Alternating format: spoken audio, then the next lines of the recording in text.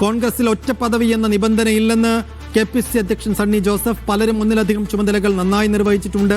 പുതിയ KPCC president ആരാണെന്ന് വൈകാതെ തീരുമാനിക്കുമെന്നും സണ്ണി ജോസഫ് പറഞ്ഞു.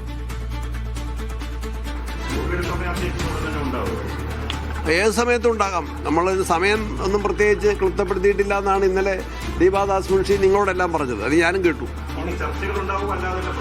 കോൺഗ്രസ് ഒരു ജനാധിപത്യ പാർട്ടിയല്ലേ, ശക്തമായ ജനാധിപത്യ പാർട്ടിയാണ്. അതിനാവശ്യമായ ചർച്ചകളും അതിൻ്റെ ആശയവിനിമയങ്ങളൊക്കെ ഉണ്ടാവും. അതൊക്കെ അതിനൊന്നും അങ്ങനെ ഒരു പ്രത്യേക നിബന്ധനയൊന്നും കോൺഗ്രസിൻ്റെ ഭരണഘടനയിലില്ല, ഇതുവരെയുള്ള പ്രവർത്തന ശൈലിയിലില്ല. ചിലരൊക്കെ ഒന്നിലേറെ ചുമതലകൾ ഭംഗിയായിട്ട് നിർവഹിച്ച് മുന്നോട്ട് പോകും. സുമോദ് വിശദാംശങ്ങളുമായി. സുമോദ്, ഉടനില്ല എന്ന് പറയുമ്പോൾ അതിൻ്റെ ഒരു കാലയളവ് എങ്ങനെയാണ്? ഒപ്പം കൂടുതൽ ചർച്ചകൾ വേണം. അങ്ങനെ കൂടുതൽ ചർച്ചകളിലേക്ക് പോകേണ്ടതിൻ്റെ ഒരു ആവശ്യകത ഇതിനകത്തൊരു തർക്കം ഉടലെടുത്തത് കൊണ്ടാകുമോ?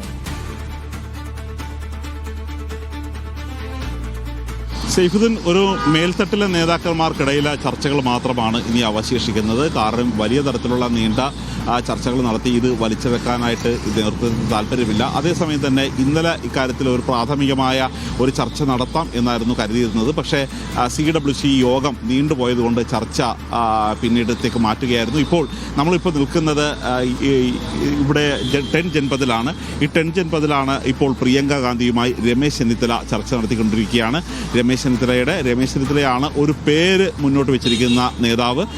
കാരണം നേരത്തെ VD സതീശനായാലും KC വേണുഗോപാലായാലും അവരാരും ഒരു പേര് എന്ന തരത്തിൽ മുന്നോട്ട് വെച്ചിരുന്നില്ല. പക്ഷേ രമേശ് ചെന്നിത്തല മുന്നോട്ട് വെക്കുന്ന ആ പേര് ജോസഫ് പാർക്കിൻ്റെ പേരാണ്. കാരണം മാത്രമല്ല, നിരവധി നേതാക്കന്മാർ, ഇപ്പോൾ K മുരളീധരൻ ഉൾപ്പെടെയുള്ള നേതാക്കന്മാർ ചൂണ്ടിക്കാണിച്ചിരിക്കുന്നത് MP MLA അല്ലാത്ത ആളുകൾ വരട്ടെ എന്നുള്ള ഒരു പിന്തുണ നൽകിയിട്ടുണ്ട്. ഇത് കൂടാതെ മുൻ KPCC അധ്യക്ഷൻ മുല്ലപ്പള്ളി രാമചന്ദ്രൻ അടക്കമുള്ളവർ പറയുന്നത് ഒരു പൂർണ്ണസമയ അധ്യക്ഷൻ വേണം എന്ന് തന്നെയാണ്. കാരണം MP മാർ വന്നാൽ സ്വാഭാവികമായും അവർക്ക് മണ്ഡലത്തിൽ കൂടുതൽ സമയം ചെലവഴിക്കേണ്ടി വരും. വരുന്ന ലോക്സഭാ തെരഞ്ഞെടുപ്പാണ്. ആ സമയത്ത് ഏതെങ്കിലും തരത്തിലുള്ള തിരിച്ചടി ഉണ്ടായാൽ കോൺഗ്രസിന് ദേശീയ തലത്തിൽ തന്നെ ഒരു നഷ്ടമാവുന്ന അവസ്ഥയിലായിരിക്കും ഉണ്ടാകുക.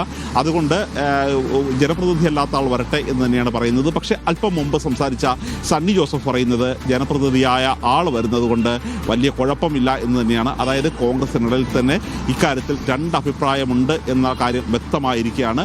അതുകൊണ്ട് സ്വാഭാവികമായും ഇനി നേതാക്കന്മാരുമായിട്ടുള്ള സംഭാഷണം നടത്തേണ്ടതുണ്ട്.